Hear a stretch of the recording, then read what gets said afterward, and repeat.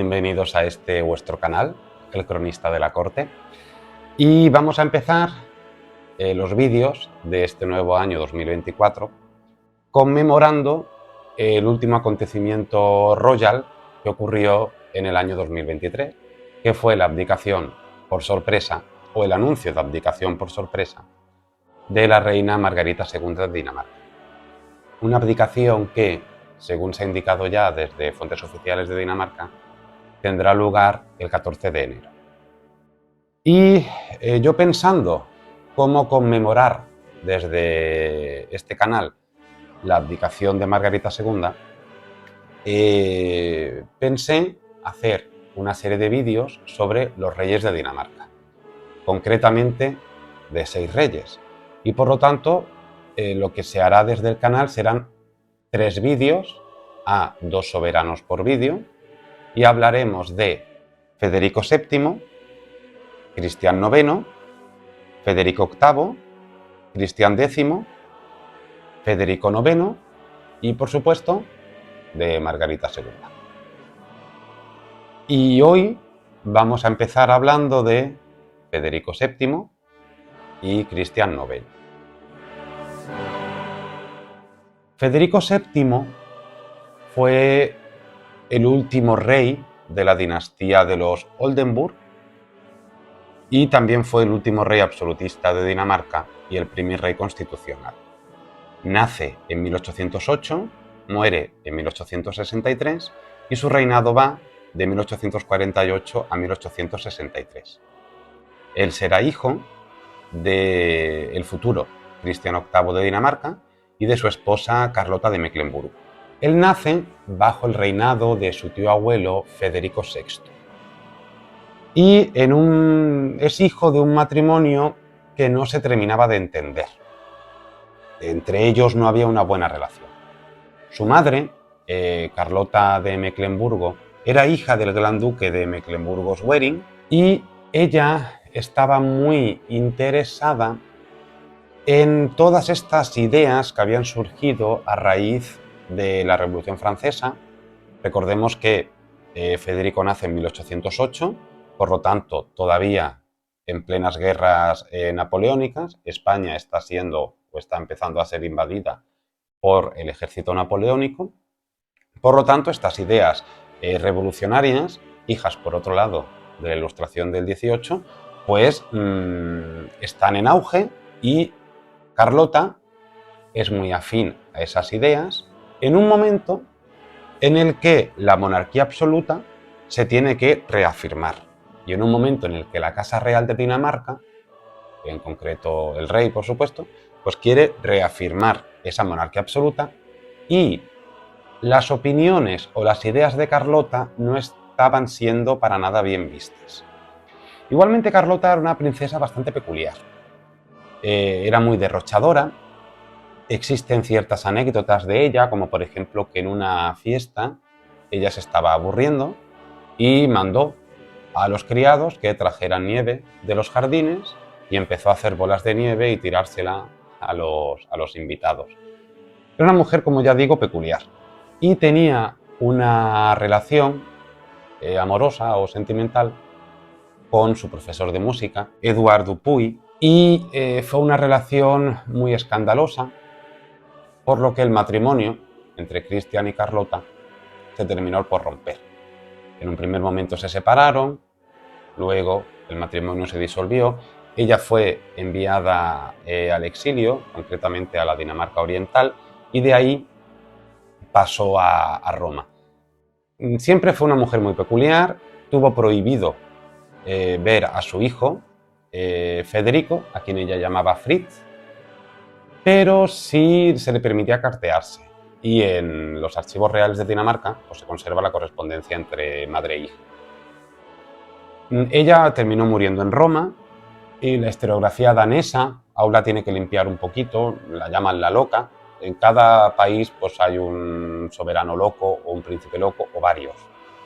En Reino Unido tienen a Jorge III, en Portugal tienen a María I, aquí en España pues tenemos a doña Juana la loca, también tenemos a Felipe V o a Fernando VI, es decir, hay muchos soberanos locos o mal llamados locos a veces, y Carlota es un ejemplo de ello.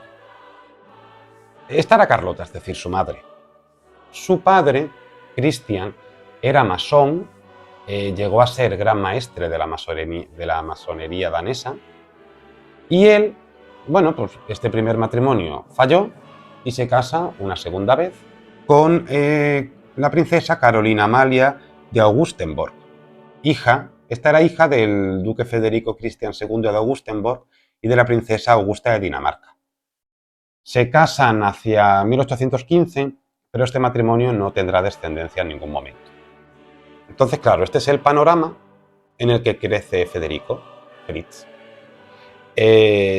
Unos padres separados, totalmente desnaturalizados, y por lo tanto él crece en cierta rebeldía. Hasta el punto de que su tío abuelo, el rey Federico, pues intenta mantenerlo a raya, le pone buenos docentes, intenta darle cierta actividad dentro de la corte, pero no hay manera. Y entonces, pues, lo que decide hacer el rey es, vamos a casarlo. ¿Y con quién lo quiere casar? Con su hija más pequeña, la princesa Guillermina. El problema es que la princesa Guillermina, que conocía muy bien a este pariente suyo, lo veía excesivamente escandaloso.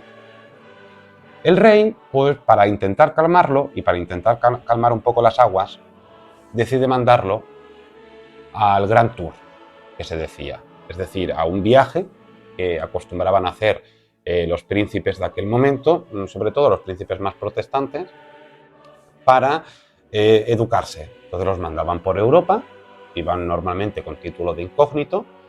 Aquí en España, por ejemplo, ese Grand Tour lo haría el infante Francisco de Paula en 1815 a 1817 más o menos, y fue bajo el título de incógnito de conde de Moratalla.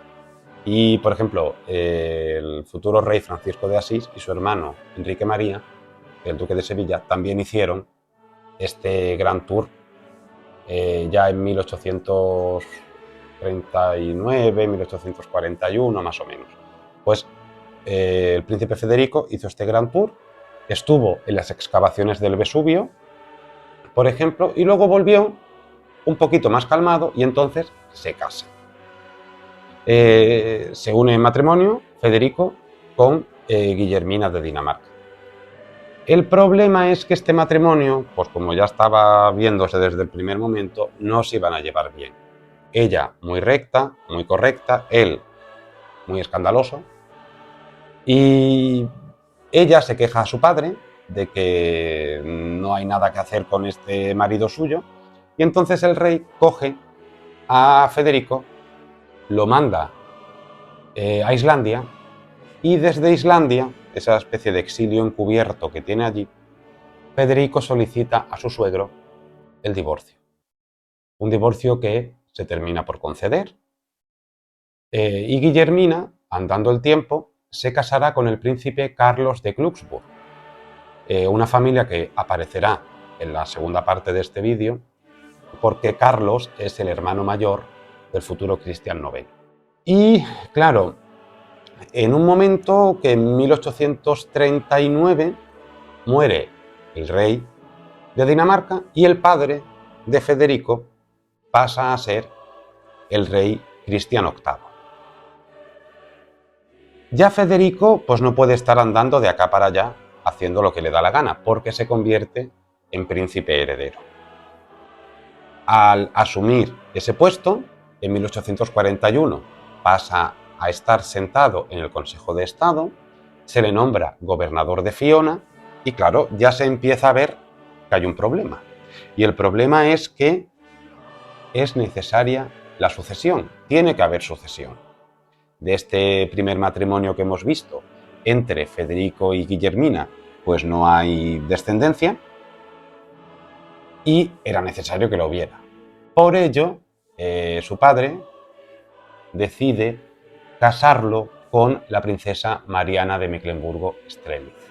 Ella era hija del gran duque Jorge de Mecklemburgo-Strelitz y de la princesa Mariana de Hesse-Kassel, hermana del landgrave Guillermino de Hesse. que era cuñado del rey Cristian VIII. Pero este segundo matrimonio no tampoco funciona bien. ¿Por qué? Porque en este momento aparece con fuerza una mujer fundamental en la vida de Federico, Luisa Cristina Rasmussen, quien se convierte en su amante oficial y en el amor de su vida.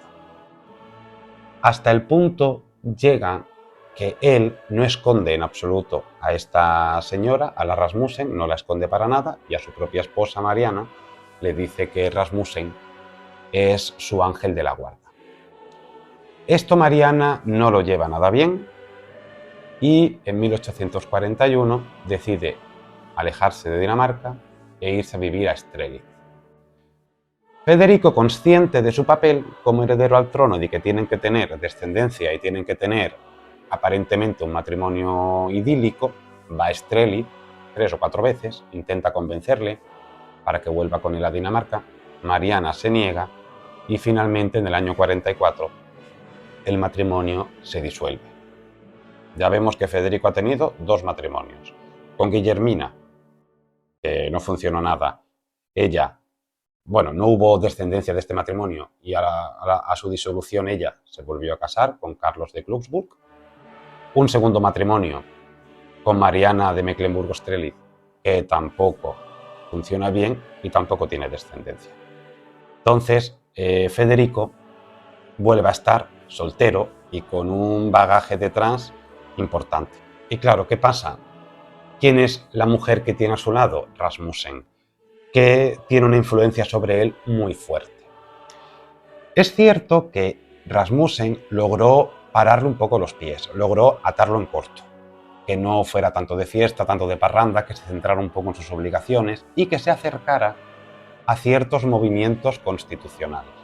Porque estamos ya en la década de los 40 del siglo XIX, donde en Dinamarca se empieza a discutir abiertamente si no era menester eliminar la monarquía absoluta y pasar a una monarquía constitucional.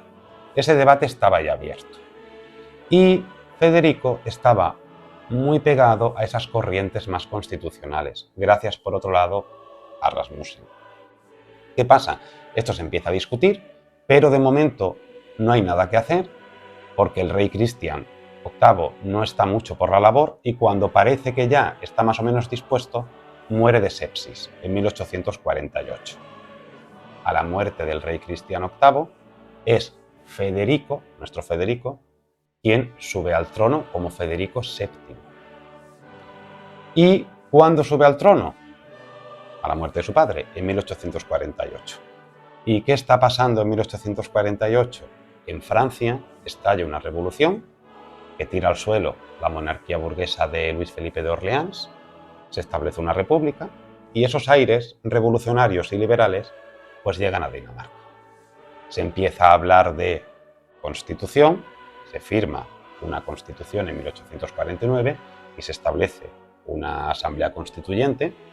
El rey Federico VII está de acuerdo con ello, pero el problema surge a nivel político, a nivel territorial, con los llamados ducados. Vamos a entrar un poquito en política porque es importante entender la situación que está ocurriendo ahí con los ducados y con el Reino de Dinamarca. Os voy a poner aquí un mapa de los ducados para que sea más fácil, por lo menos visualizarlo. Los ducados de Schleswig y Holstein, que están, digamos, en la franja inferior de Dinamarca, ya en la parte de la actual Alemania, eran, digamos, feudos daneses. Pero un movimiento alemán surgido alrededor de los años 30 del siglo XIX buscaba una constitución para esos ducados y que se unieran a la Confederación Alemana, como ya lo habían hecho, por ejemplo, Holstein y Lauenburg. Y lo que buscaban este movimiento alemán es que Schleswig también se uniera a esa Confederación Alemana.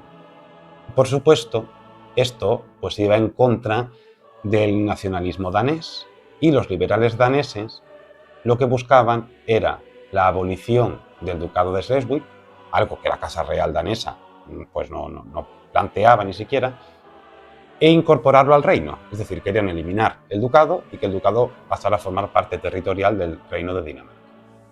Incluso se llegó a establecer o se llegó a declarar, mejor dicho, por parte de ciertos sectores gubernamentales, que Holstein podía separarse de la monarquía danesa y pasar a ser miembro con pleno derecho de la Confederación Germánica, y que Schleswig siguiera siendo danés. ¿Qué ocurre? Pues que como siempre que hay problemas territoriales, en estos momentos pues estalla una guerra. Una guerra que va, bueno, se llama la Guerra de Schleswig o la Guerra de los 3 años, que va del año 48 al año 51, gana Dinamarca, pero estos problemas territoriales en plena guerra hacen que el rey Federico VII, para tratar de mantener el statu quo, se llega a plantear incluso la abdicación, cosa que pues no sucede. Él, en 1850, decide hacer de tripas corazón y dar un paso adelante y casarse con su amante oficial, que era ya su pareja, Rasmussen, que es creada por él condesa de Danner. Un matrimonio que fue muy apoyado por la población, pero no lo fue nada por los sectores gubernamentales y aristocráticos, y además que el rey se empezó a encerrar sobre sí mismo y acercarse muchísimo más a su esposa y a las corrientes que ella, bueno, le gustaban, unas corrientes muy liberales, excesivamente democráticas, dirían algunos miembros del gobierno, y con este matrimonio se planteaba un problema. Era un matrimonio morganático, por lo tanto, tuviera o no tuviera hijos, esos hijos no podían ser herederos al trono. El rey Federico no había tenido herederos de los 2 matrimonios anteriores. Por lo tanto, la dinastía de los Oldenburgo se extinguía con él. Así que en el año 1852 se eligió como heredero al príncipe Christian de Glücksburg, ya de la dinastía de los Glücksburg, que asumiría el trono como Cristian IX a la muerte del rey Federico. Y el rey Federico VII muere en el año 1863. Extinguiéndose, como decimos, la dinastía de los Oldenburgo y dando paso a la dinastía de los Glücksburg con el nuevo Cristian IX a la cabeza.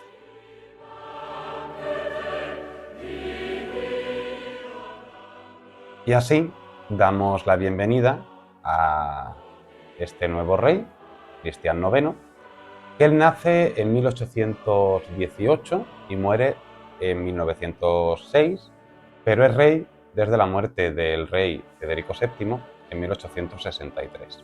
Y Cristian será el primer rey de la dinastía de los Glücksburg, que es una, podríamos decir, rama colateral de los Oldenburg, descendientes del rey Cristian III. Ahora bien, vamos a ver quiénes eran sus padres, a localizarlos un poco, para tratar de entender por qué él fue elegido como sucesor al rey Federico VII. Su padre era el duque Federico Guillermo de Schleswig-Holstein-Sonderburg-Glücksburg y su madre era la princesa Luisa Carolina de Hesse-Kassel. Es decir, su padre, el duque, era el jefe de la familia de Schleswig-Holstein-Sonderburg-Beck, una rama distante de los Oldenburg que, como digo, eran descendientes del rey Cristian III, que era un rey de Dinamarca del siglo XVI. Esta familia viajaba bastante y fue en uno de estos viajes, concretamente a Alemania, donde este duque Guillermo conoce a su futura esposa, que es una princesa de Hesse-Kassel, Luisa Carolina, hija del landgrave Carlos de Hesse. Este Carlos de Hesse era un príncipe que había pasado su juventud en la corte danesa y se había casado con la princesa Luisa, la hija menor del rey Federico V. Por tanto, nuestro Cristian IX descendía por parte de padre de Cristian III y, a través de su madre, era bisnieto de Federico V de Dinamarca. Cristian crece en una familia bien pequeño burguesa, bueno, con una intimidad pequeño burguesa, mejor dicho, y bastante numerosa. Son en torno a 10 hermanos más o menos los que tiene. En 1824, la duquesa viuda Ana Carolina de Glücksburg, que era viuda del último duque de la línea anterior de la casa de Schleswig-Holstein-Sonderburg-Glücksburg, fallece. Y por tanto, por patente real, Federico VI de Dinamarca entrega a Guillermo el castillo de Glücksburg y lo nombra duque de Schleswig-Holstein-Sonderburg-Glücksburg, fundando así pues una línea nueva de la casa de los Glücksburg. Este de Guillermo, su padre, el padre de Christian, fallece. Y al fallecer, esa amplia familia queda bajo la tutoría del rey de Dinamarca, y es más o menos en esos momentos cuando el hermano mayor de Christian, Carlos, se casa con la princesa Guillermina, que recordemos fue la primera esposa del entonces príncipe Federico. Federico VI le da a nuestro futuro Christian como residencia el Palacio Amarillo, y allí vivirá hasta la década de los 60 del siglo XIX. Él se va a estudiar Derecho e Historia a Alemania y allí conoce a su futura esposa, Luisa. Pero no fue el primer intento de matrimonio. Christian, en 1838, había sido enviado a Reino Unido como, bueno, en la comitiva que representaba a Dinamarca en la coronación de la nueva reina Victoria. Y él intentó, se habla de que intentó un coqueteo con ella. Unas fuentes dicen que hubo ahí cierto coqueteo, otras fuentes dicen que no.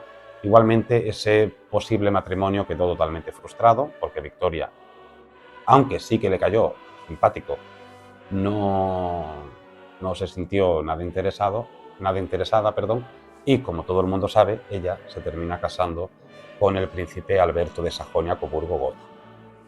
Entonces,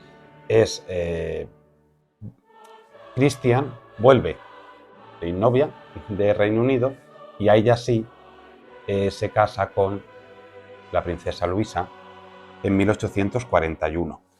Luisa era su prima segunda. Ella era una princesa de Hesse-Kassel, hija del landgrave Guillermo de Hesse, casado con una hermana del rey Cristiano VIII de Dinamarca, el padre de Federico VII. Y por lo tanto, Luisa era sobrina de Cristiano VIII. La boda se celebra, una boda bastante bien, bastante buena, y era una mujer que empezaría a tener desde el primer momento muchísima influencia sobre su esposo. Y aquí es cuando aparece pues, este problema que hemos hablado antes de la sucesión al trono. A la muerte de Cristiano VIII, que asume el trono Federico VII, con 2 matrimonios frustrados a sus espaldas, sin descendencia, se une a un matrimonio morganático con la Rasmussen. De ahí, hayan hijos o no hayan hijos, no pueden heredar el trono, no hay descendencia y se plantean qué hacer.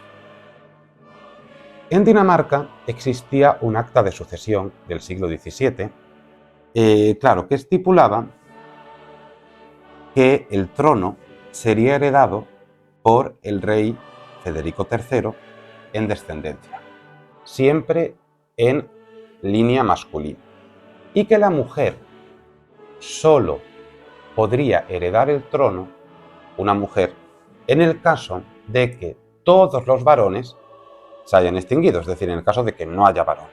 Entonces, en ese caso, sí. Pero esa ley de sucesión no era igual en el reino de Dinamarca que en los ducados. En los ducados era otra cosa. También se hablaba, en los ducados, las leyes de sucesión allí también establecían que tenía que ser por línea masculina, pero no hablaban únicamente de la línea de Federico III. Y como existían otros príncipes varones de la casa Oldenburgo que no descendían de Federico III, sí que era plausible que ellos asumieran la jefatura en los ducados. Algo parecido, salvando las distancias, fue lo que ocurrió en Hannover cuando Victoria del Reino Unido subió al trono en Reino Unido y no pudo asumir el trono de Hannover al ser mujer. Pues algo así, es decir, había en Dinamarca y en los ducados, aunque pertenecían a la misma monarquía, había dos tipos de sucesión. En el reino de Dinamarca, es decir, en la península de Jutlandia, según este acta real, los descendientes masculinos de Federico III eran los que eran posibles herederos al trono, y en el caso de que no hubiera varones ni en la línea principal ni en las colaterales, entonces la mujer sí que podía asumir el trono. En cambio, en los ducados, aunque también se hablaba solamente de la línea masculina, no tenía por qué ser descendientes de Federico III, podían ser otros príncipes Oldenburg. Y por lo tanto se avecinaba a la muerte de Federico VII pues una separación de los ducados del reino de Dinamarca. Y entonces, en 1852, se firma en Reino Unido el segundo protocolo de Londres, entre Gran Bretaña, Rusia, Prusia, Francia y Austria, que se ratifica con Dinamarca y Suecia. ¿Qué es lo que establecían aquí? Que la monarquía danesa estaba constituida por el reino de Dinamarca, es decir, la península de Jutlandia y estos ducados, y que el trono pasaría a Cristian. Eso se establece así, lo aprueba el Parlamento, la enmienda para establecer esta nueva sucesión, y así se hace. Por lo tanto, a la muerte en 1863 de Federico VII, como hemos visto, asume el trono Cristian como Cristian IX. En realidad era su esposa, Luisa, quien agarraba estos derechos dinásticos al ser sobrina de Cristian VIII y prima de Federico VII. Lo que pasa es que bueno, estos derechos, según el Protocolo de Londres, pues pasan a su marido y es su marido quien asume el trono. Muy auspiciado todo por el zar Nicolás I, que siempre tuvo especial cariño hacia Cristian. Claro, el reinado de Cristian empieza en 1863, no puede empezar peor porque al año siguiente, en 1864, estalla la Guerra de los Ducados. Cristian no fue nada popular en ese momento, absolutamente nada. Ahí se llegaron a plantear ciertas cosas. Bismarck no buscaba la independencia de los ducados. Bismarck lo que buscaba es que esos ducados se integraran en el territorio alemán. Y las últimas investigaciones que se han hecho en archivos dicen que el rey Cristian IX llegó a plantear a Bismarck que Dinamarca entera, es decir, el reino de Dinamarca, además de los ducados, también pasaron a formar parte del territorio alemán. Eso se llegó a plantear. Al final, evidentemente, no ocurrió, pero bueno, eso da a entender un poco cómo era la situación en ese momento y la escasa popularidad que tenía el nuevo rey Cristian IX. Además, él tuvo durante larga parte de su reinado muchos enfrentamientos con el Parlamento. Él no llegaba a ver con buenos ojos el escaso poder que tenía él como soberano y que la elección de los ministros, es decir, la elección del Consejo de Ministros que él tenía que hacer, fuera siempre a raíz de unas elecciones y de una mayoría en Cortes, una mayoría en Parlamento. Eso es algo que a él le costó mucho asumir, lo fue asumiendo poco a poco y poco a poco, pues bueno, fue aceptando esa situación, aunque le costó. Fue también el primer rey en pisar Islandia, el primer rey de Dinamarca, por lo menos, digamos, reinante, en pisar Islandia. Y porque, bueno, recordemos que Federico VII había estado, pero había estado como príncipe, no como rey. Este fue el primero que fue como rey. Y poco a poco él sí que se fue haciendo popular, se fue haciendo bastante popular, porque tuvo un reinado bastante largo, desde 1863 hasta 1906, y la historiografía lo ha venido a llamar el suegro de Europa. Bueno, a él y a Luisa, los suegros de Europa. ¿Por qué? Porque sus hijos se casaron bastante bien. Cristian IX y la reina Luisa tuvieron 6 hijos, que se casaron bastante bien, por eso los llaman los suegros de Europa. Están Federico, Alejandra, Guillermo, luego llamado Jorge, Dagmar, Tira y Valdemar. Vamos a ir a verlos uno a uno para ver con quién se casan, quiénes son su descendencia, para que veamos por qué los llaman los suegros de Europa. De Federico VIII, que es el primer hijo que tienen, que se casa con una princesa de Suecia, lo dejamos porque hablaremos de él en el siguiente vídeo como sucesor de Cristian IX en el trono de Dinamarca. Así que de la primera hija que vamos a hablar es de la princesa Alejandra. Ella se casa con el hijo y heredero de Victoria, el príncipe de Gales, Bertie, futuro Eduardo VII, y es la princesa de Gales que más tiempo ha estado en ese puesto, porque es de 1863 hasta la muerte de la reina Victoria, que fue en 1901. Bueno, pues Eduardo VII y Alejandra tuvieron 5 hijos. Alberto, duque de Clarence, que es un personaje rodeado de rumores, muchos rumores de su época lo vinculan con escándalos homosexuales en un burdel. Dicen que tuvo una salud mental bastante frágil, incluso algunas teorías han llegado a defender que él fue el famosísimo Jack el Destripador.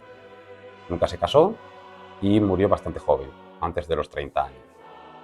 También tuvieron a Jorge, futuro Jorge V del Reino Unido, que se casa con Mary de Teck, y estos son los abuelos de Isabel II y los bisabuelos del actual Carlos III. También tuvieron a Luisa de Gran Bretaña, que se casó con Alexander Duff, sexto conde de Fife y primer duque de Fife también. También estaba la princesa Victoria, que murió soltera, y la princesa Maud de Gales. Esta se casa con su primo hermano Carlos de Dinamarca, que en 1905, cuando Noruega se independiza y se crea como un reino independiente, porque Noruega formaba parte de Dinamarca, se convierte en el primer rey de Noruega como Haakon VII. Después de Alejandra, que fue, como hemos visto, princesa de Gales, luego reina del Reino Unido y luego también reina viuda ya en el trono de su hijo Jorge V, el siguiente hijo, hermano de esta Alejandra, pero el siguiente hijo de Cristian IX y de la reina Luisa es el príncipe Guillermo, más conocido como el rey Jorge I de los helenos, porque en 1863 fue elegido primer rey de los helenos, primer rey de Grecia. Grecia había tenido antes una monarquía desde que se independizó del Imperio Turco con el rey Otón, que era un príncipe de Baviera, que no tuvieron descendencia y fue una monarquía que terminó bastante mal, así que volvieron a intentar otra monarquía en la cabeza, o sea, con Jorge a la cabeza, con Jorge I, y este Jorge estaba casado con la gran duquesa Olga Konstantinovna, que era una nieta de Nicolás I, zar de Rusia, y tuvieron 7 hijos. Constantino I de Grecia, que se casó con Sofía de Prusia, y son los abuelos de la actual reina doña Sofía de España. Jorge de Grecia, que se casa con María Bonaparte, hija del príncipe Roland Bonaparte. Esta era muy amiga de Freud, la llaman la princesa del psicoanálisis. Y fueron padres de Eugenia, la princesa Eugenia, madre de Tatiana Radziwiłł, que hoy en día es la mejor amiga de la reina Sofía. Este príncipe Jorge era homosexual y tenía una relación con su tío, el príncipe Valdemar, que es el último hijo del rey Cristian IX y de la reina Luisa, que lo veremos un poquito más adelante. También estaba Alejandra, que se casa con el gran duque Pablo Alexandrovich, y fueron padres de María y de Dimitri.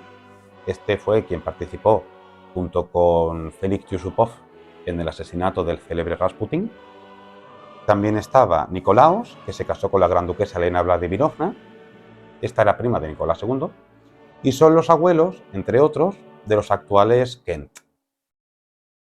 También estaba María, casada con el gran duque Jorge Mikhailovich. Estos fueron padres de la princesa Xenia, uno de los apoyos de Anna Anderson, la que decía ser Anastasia. También estaba el príncipe Andrés, casado con Alicia de Battenberg, padres de Felipe de Edimburgo y, por tanto, abuelos del actual Carlos III. Y por último, el príncipe Cristóbal, que se casó 2 veces.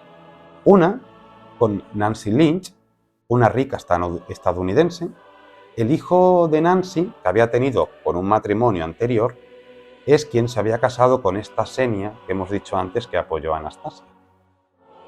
Y a la muerte de Nancy, Cristóbal se casa una segunda vez con Francisca de Orleans, que son los padres del actual príncipe Miguel de Grecia. Después de Jorge viene Dagmar, más conocida como María Fiodorovna, porque ella se casó con el futuro zar Alejandro III y se tuvo que cambiar de nombre, como toda mujer que se casaba en aquel momento con un ruso. En familia era llamada Mini, y de este matrimonio pues tuvieron a Nicolás II, el último zar de Rusia, que se casó con Alejandra, una princesa del Gran Ducado de Hesse-Darmstadt, que, como todos sabemos, pues desaparecieron de la faz de la Tierra el 16 de julio de 1918.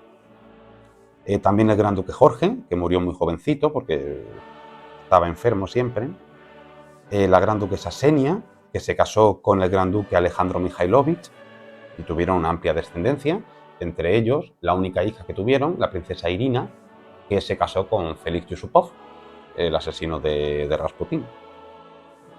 El Gran Duque Miguel, llamado Misha en familia, que se casó de forma morganática con Natalia Sergeyevna, y fueron padres de un niño llamado Jorge, que murió en un accidente automovilístico. Natalia llegó a vender el toisón de oro de su marido, porque estaban en la ruina. Una vez que ocurrió la revolución y ella fue al exilio, cayó en la ruina. Y también la gran duquesa Olga, llamada Olinka, que se casa 2 veces. La primera con el príncipe Pedro de Oldenburgo, un matrimonio que no funcionó nada, sobre todo porque él era homosexual y no le hacía mucho caso. Y una segunda vez que se casa de forma morganática en 1916 con Nicolás Kulikovsky, de quien sí hay descendencia porque con él tuvo 2 hijos. La siguiente, después de Dagmar, es la princesa Cira, o Cira, que también la llaman. Ella fue una princesa que, para muchos, tuvo una mancha importante, y es que, bueno, a ella se le intentó casar con el rey de los Países Bajos, con el rey de Holanda. Lo que pasa es que aquello no funcionó, porque él era bastante más mayor que ella y no quiso casarse con él. Y ella se enamoró de un soldado danés y se quedó embarazada. Eso fue un gran escándalo que se intentó ocultar en todo momento. Su hermano, el rey de Grecia, le dijo que se fuera a Atenas a dar a luz allí y que ya verían qué harían con la criatura que naciera. Ella dijo que no. Y finalmente, su madre, la reina Luisa, fue quien tomó las riendas.